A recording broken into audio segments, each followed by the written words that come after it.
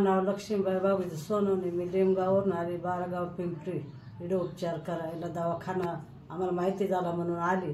पण त्याच्यामध्ये आले ना तर दुखण्याचं माझं एकच नाही, गडीचं गुडघे दुखत्या, गडीचं कंबर दुखतं, हातपाय दुखत्या, शिरगोटाळी ते दुखते, वात येतं, चक्कर येत्या, अंधाऱ्या येत्या, असे दुखणे सांगितले मी प्रत्येक ठिकाणी. पण कोणत्या दवाखान्यात गुण आला नाही.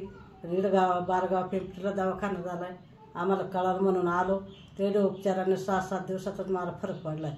मला फरक पडल्यामुळं आहे ना, मी दुसरे पेशंट आले त्याला जर आराम पडला ना तर सांगितलं आम्ही परत तिसरे पेशंट घेऊन येऊ. म्हणजे आराम पडलं तर आमच्या बरेच पेशंट आहे आमच्या गावामध्ये.